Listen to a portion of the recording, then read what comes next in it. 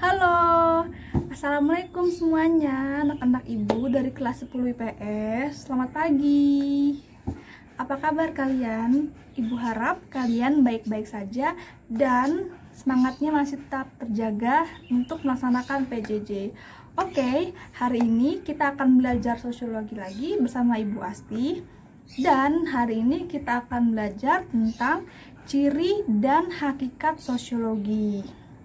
Untuk memperjelas kalian terhadap materi tersebut, silakan kalian cek video berikut ini. Oke? Baik, kita mulai dari ciri-ciri sosiologi. Yang pertama, sosiologi bersifat empiris. Artinya, ilmu sosiologi didasarkan pada observasi terhadap fenomena-fenomena sosial dengan menggunakan akal sehat, dan hasilnya itu berupa kenyataan atau fakta sebenarnya. Jadi hasilnya itu tidak spekulatif atau menduga-duga, tapi harus sesuai dengan kenyataan yang ada. Oke, selanjutnya yang kedua, sosiologi bersifat teoritis. Artinya, ilmu sosiologi senantiasa berusaha untuk menyusun abstraksi dari hasil-hasil observasi. Abstraksi itu apa? Abstraksi itu merupakan kerangka dari unsur-unsur yang tersusun secara logis serta bertujuan untuk menjelaskan hubungan sebab akibat sehingga menjadi sebuah teori. Abstraksi itu misalnya kita mengkaji kemiskinan nih. Terus abstraksinya apa? Yang pertama, kemiskinan terjadi di daerah Jakarta. Kedua, kemiskinan disebabkan oleh kurangnya lapangan pekerjaan. Yang ketiga, kemiskinan membuat orang-orang susah mendapatkan kebutuhan-kebutuhannya. Nah, itu nanti kita gabungin sehingga nanti terwujudlah sebuah teori. Gitu. Terus selanjutnya, sosiologi bersifat kumulatif. Artinya, sosiologi itu dibentuk atas dasar teori yang sudah ada, lalu nanti diperbaiki, diperjelas, seperti itu. Nanti kita akan belajar terkait teori-teori sosiologi dari mulai teori fakta sosial, tindakan sosial, dan lain-lain.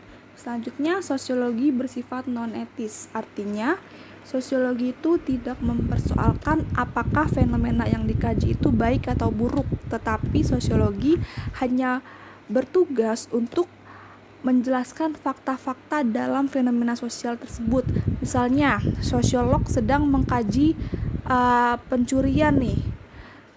Kita sebagai sosiolog itu nggak boleh menjudge bahwa pencurian itu buruk, gitu, nggak boleh. Tapi kita harus menjelaskan fakta-fakta tersebut, karena kalau kita sudah menjudge pencurian itu jelek, nanti kita akan males gitu menelitinya, kita akan terganggu pikiran kita untuk meneliti tersebut. Jadi nggak boleh menjudge dulu, kita harus menelitinya terlebih dahulu, seperti itu. Jadi begitu penjelasan terhadap ciri-ciri sosiologi. Oke, selanjutnya hakikat sosiologi. Yang pertama, sosiologi adalah ilmu sosial. Kenapa?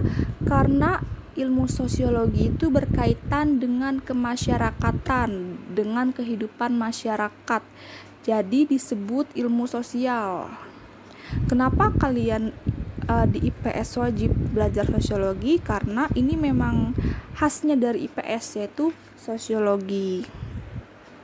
Selanjutnya, sosiologi bukan merupakan ilmu yang normatif, tetapi merupakan ilmu kategoris. Tadi yang seperti saya bilang, kalau sosiologi itu tidak menilai baik atau buruknya suatu peristiwa, tetapi bersifat kategoris, yaitu menjelaskan fakta-fakta terhadap peristiwa tersebut. Jadi kita hanya menjelaskan fakta-fakta dalam peristiwa tanpa menjudge apakah peristiwa itu baik atau buruk.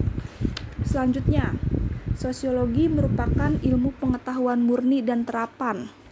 Ilmu sosiologi sebagai ilmu pengetahuan murni karena di dalamnya itu terdapat konsep-konsep dan teori-teori untuk mempelajari masyarakat. Sedangkan sosiologi disebut ilmu terapan karena sosiologi itu bisa dipakai juga untuk meneliti di dalam masyarakat. Jadi bisa terpakai langsung di dalam masyarakat.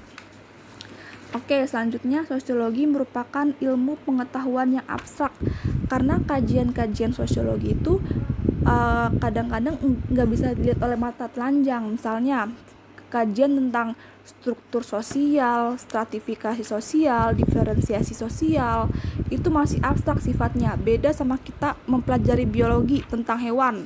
Hewan itu kan bisa dilihat dengan mata, no. Tapi kalau abstrak itu nggak bisa, struktur sosial nggak bisa kita lihat dengan mata telanjang. Kita harus meneliti lebih dalam. Terus, sosiologi bertujuan untuk menghasilkan pengertian dan pola-pola umum tentang kemasyarakatan. Selanjutnya, sosiologi merupakan ilmu pengetahuan yang empiris dan rasional. Artinya didasarkan oleh akal sehat dan tidak spekulatif atau menduga-duga. Selanjutnya, sosiologi merupakan ilmu pengetahuan yang umum dan bukan merupakan ilmu pengetahuan yang khusus. Artinya, sosiologi itu mempelajari gejala-gejala yang umum pada setiap interaksi manusia. Misalnya, mempelajari tentang konflik dalam masyarakat, terus interaksinya bagaimana, masalah-masalah sosialnya itu bagaimana. Seperti itu. Jadi, begitu penjelasan hakikat sosiologi. Oke, anak-anak ibu, apakah kalian sudah mengerti terkait materi tersebut? Jika kalian belum mengerti, silahkan kalian bertanya di forum Google Classroom, dan jika kalian bertanya akan mendapatkan nilai plus. Terima kasih sudah menonton. Assalamualaikum.